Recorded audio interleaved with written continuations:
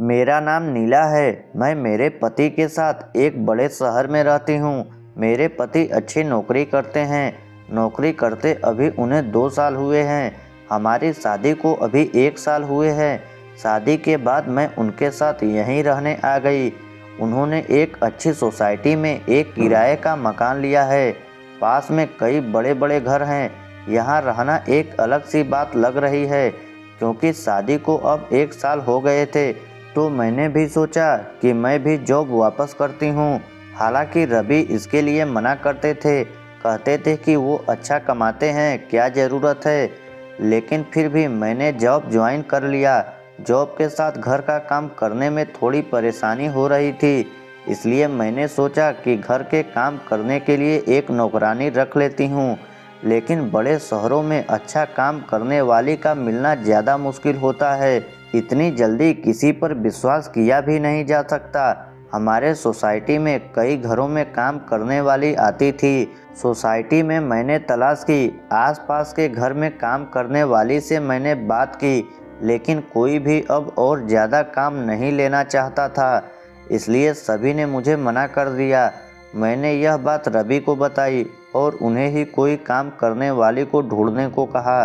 रवि ने कहा कि वो कुछ करते हैं। कुछ दिन के बाद उन्होंने घर पर एक काम करने वाली को रख लिया। रवि उन्हें पहले से जानते थे। शादी के पहले रवि वहां से अपने लिए खाना मंगवाते थे। उनका नाम राखी था। वो 48 साल की होगी। मुझे तो जैसे कि सुकून मिल गया हो। अब मैं अपनी जॉब आराम से कर सकती थी। सुबह और शाम को खाना बनाने का कोई झंझट नहीं था। घर में कोई काम करने वाला जो आ गया था, वो बड़ा अच्छा खाना बनाती थी। रवि तो पहले भी उनका बना खाना खाते थे, तो उन्हें तो पता था, इसलिए वो उन्हें लेकर आए थे। मेरे पति सुबह जल्दी जॉब पर जाते थे। मैं उनके बाद जाती थी और उनके पहले ही आ जाती थी। मेरे आने तक राखी काम करने आ जाती थी, इसलिए घर की चाबी उनके पास भी रहती थी। शाम को आते समय मैं कुछ समय सोसाइटी के महिलाओं से बात किया करती थी। लगभग सभी को अब मैं जानती थी। शाम को सोसाइटी की सारी महिलाएं भी घूमने बाहर निकला करती थी। ऐसे ही एक दिन जब मैं उन सब से बात कर रही थी, तब एक खबर मुझे पता चली। हमारे 5 घर छोड़कर ही एक परिवार रहता था। बड़ा रईस था। उनका वो खुद का घर था। उस घर में काम करने वाली एक लड़की करीब 19 साल की सुबह से घर पर नहीं थी। वो लड़की उनके घर का काम करने के साथ वहाँ रहती भी थी। वो आंटी बता रही थी कि वो सुबह जब जल्दी उठी तब वो लड़की घर पर थी ही नहीं। फ़ोन किया तो उसका फ़ोन भी स्विच ऑफ था। सोसाइटी में किसी ने उसे जाते नहीं देखा। वो आंटी कहने लगी कि घर देखना होगा, क्या पता कुछ लेकर गई तो नहीं। लड़की तो अच्छी थी, लेकिन आजकल कब कोई बदल जाए इसका पता कहाँ चलता है। उस लड़की को मैं भी मिली थी। अच्छी लड़की है, बात तो अच्छे से करती थी। इतना ज़्यादा मैं उसे जानती नहीं हूँ। शाम की सारे बातें और घूमने के बाद मैं घर आई। रवि मेरे आने के कुछ घंटों बाद आते थे, लेकिन आज मैंने उनकी गाड़ी घर के बाहर देखी। वो इतना जल्दी आज कैसे आ गए, यही सोचते हुए मैं दरवाजे की ओर जा रही थी। दरवाज़ा मैंने अपनी चाबी से खोला, लेकिन वो नहीं खुला, क्योंकि अंदर से बंद किया था। मैंने डोरबेल बजाई, लेकिन कुछ देर खड़ी रहने के बाद भी दरवाज़ा नहीं खुला। थोड़ी देर बाद वो आए और उन्होंने दरवाज़ा खोला। रवि ने कहा कि तुम आ गई। उनके चेहरे पर एक अजीब सा डर था। मैंने पूछा, क्या हुआ, इतने डरे क्यों लग रहे हो? वो बोले, कुछ नहीं, मैं नहा रहा था। दरवाज़ा मैंने अंदर से बंद कर दिया। आवाज़ सुनाई नहीं दी। उनकी बात सुनकर मैं अपने बेडरूम में चली गई। सुबह से घर से बाहर थी तो मुझे बड़ी थकान हो रही थी। बेडरूम का दरवाज़ा बंद करना मैं भूल गई, तो हवा से इधर उधर हो रहा था। जब दरवाज़ा खुला होता है तो मेरे बेडरूम के मिरर से हमारे हाल का बाथरूम दिखाई देता है। मैं मिरर के आगे खड़ी होकर अपना मेकअप निकाल रही थी कि मुझे वो लड़की मिरर में दिखी, वो भी हमारे हाल के बाथरूम में। रवि भी उस बाथरूम में घुसा जिसमें वो लड़की पहले से ही थी। यह सब मैंने क्या था, मुझे यकीन ही नहीं हुआ। इतना देखने के बाद मेरे बेडरूम का दरवाज़ा बंद हो गया हवा से। मुझे अब बाहर का कुछ दिखाई नहीं दे रहा था। मैं अपना सर पकड़कर अपने बिस्तर पर बैठ गई। मैं सोच रही थी बाहर जाकर देखूं और जो भी मैंने देखा वो सब गलत हो। मैं धीरे धीरे अपना बेडरूम का दरवाज़ा खोलने के लिए गई। मैंने दरवाज़ा खोला तो बाथरूम का दरवाज़ा तो खुला था। रवि और वो लड़के दोनों ही वहाँ नहीं थे। मेरी स्थिति उस समय क्या थी मैं बता भी नहीं सकती। मैं यह सोच रही थी कि रवि उस लड़के को कैसे जानता है। वो लड़की जब मैं यहाँ नहीं थी तब रवि के साथ क्या कर रही थी और अब रवि उसे लेकर कहाँ गया है। मैंने सोचा कि मैं रवि को फ़ोन करूं। मैंने उसी समय फ़ोन किया। रवि ने कुछ देर बाद फ़ोन उठाया। मेरे कुछ पूछने से पहले ही रवि ने कहा कि मुझे कुछ काम आ गया है, बस थोड़ी देर में आता हूँ। इतना कहकर रवि ने फ़ोन काट दिया। वो मुझसे झूठ बोल रहा था। आखिर ऐसा क्या कर रहा था जो उसे मुझसे झूठ बोलना पड़ रहा था। मैं अपने आंसू रोक रही थी, अपने दिल को समझा रही थी कि रवि से बैठकर एक बार बात कर ले। अभी से कुछ भी मत सोच, शायद कुछ और बात होगी। लेकिन फिर यही ख्याल आता कि आईने में मैंने उसे देखा। थोड़ी देर बाद हमारी काम वाली राखी भी आ गई। उसने मुझे इस तरह चिंता में देखा तो पूछा कि मैडम क्या हुआ।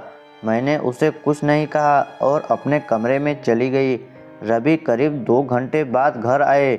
उनकी शक्ल देखने पर मुझे गुस्सा आ रहा था। मैंने पूछा कि कहाँ गए थे। वो बोले ऐसे ही कुछ काम आ गया था। वो फिर मुझसे झूठ बोल रहा था। मुझे बहुत गुस्सा आ रहा था, लेकिन मैंने अपने गुस्से पर काबू किया क्योंकि घर में राखी थी। मैं नहीं चाहती थी कि यह बात बाहर जाए। मैंने सोचा कि रात में इस बारे में रवि से बात करूंगी। हम लोग दोनों खाने के लिए टेबल पर बैठे थे। राखी खाना लगा रही थी। खाना लगाने के बाद राखी बोली कि साहब बहुत अच्छा काम किया आज आपने। रवि बोले कि थोड़ा और लेट होते तो बस छूट जाती, इसलिए मैं आते ही चला गया। मैंने पूछा क्या बात हो रही है। राखी बोली कि मैडम वो लड़की था वहाँ पड़ोस में, उसके यहाँ काम करती थी और रहती थी। मैंने उसकी बात काटते हुए कहा हाँ, सोसाइटी में बात सुबह से नहीं है। राखी ने फिर कुछ ऐसा बताया जो मैंने सोचा भी नहीं था। राखी ने कहा कि वो छोटे गांव की है। घर की हालत ठीक ना होने के कारण उसे यहाँ काम करना पड़ रहा था। लड़की अपने घर जाना चाहती थी, लेकिन उस घर की मालकिन उसे जाने नहीं दे रही थी। उसे पैसे भी नहीं दे रहे थे। उस घर में दिन रात उन्हें 8 लोगों का काम करना पड़ता था। जब वो काम पर लगी थी तब सिर्फ 2 ही लोग थे, लेकिन थोड़े दिन बाद 8 लोग आ गए। उन्हीं के परिवार के। उसने काम छोड़ने और जाने को कहा तो उन्होंने उसे कहा कि तुम नहीं जा सकती जब तक हमें कोई और दूसरी काम करने वाली नहीं मिलती। उसने पैसे भी नहीं दिए। काम करने वाली मिलना मुश्किल है, वो भी इतने बड़े परिवार के लिए। वो कैसे भी यहाँ से निकलना चाहती थी। उस घर की मालकिन उस पर नज़र रखती थी। उसकी हालत के बारे में मुझे पता चला। वो उस दिन सुबह आपके जाने के बाद यहाँ आ गई है। आप लोग गए तब भी वो यहीं थी, बहुत रो रही थी। मैंने साहब को सारी बात बताई। अभी आपसे ज़्यादा मैं साहब को जानती हूँ, इसलिए मैंने आपको नहीं उन्हें बताया। उसकी मदद करने को कहा, इसलिए साहब उसे उसकी घर की बस पर बैठाकर अभी आए। रवि ने कहा कि इसलिए मैं ऑफिस से जल्दी आया। जब मैं आया तो वो बाथरूम में छिपी थी, डरी हुई थी। मैं उससे बात कर ही रहा था कि तुम आ गई और वो फिर बाथरूम में छिप गई। इतना सब जल्दी में हो गया कि तुम्हें बताने का समय ही नहीं मिला और मैं उसे लेकर बस अड्डे चला गया। तुम्हारा फ़ोन आया तो मैंने सोचा कि घर जाकर आराम से सारी बात बताऊंगा। लड़की सीधी थी, वो खुश थी कि अपने घर जा रही है। राखी और रवि की बात सुन मुझे यकीन नहीं हुआ। राखी ने कहा कि बाहर छोटे शहर से काम करने वाले जो आते हैं वो भी इंसान होते हैं। यह बड़े लोग कब समझेंगे। अपने स्वार्थ के लिए उसे रख रखा था। उसकी बात सोचने लायक थी। इसी के साथ ही मेरे दिल ने एक तसल्ली भरी सांस भी ली।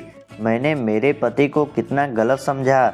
उसने एक सीधी लड़की की मदद की, मैंने राखी को कहा कि अगर अब कभी भी तुम्हें ऐसा कोई और दिखाई दे तो तुम मुझे भी बेफिक्र होकर कह सकती हो। हम इंसान हैं, सभी अपना जीवन अपने हिसाब से जीने का हक रखते हैं। तो दोस्तों, यह कहानी आपको कैसी लगी कमेंट करके ज़रूर बताइएगा।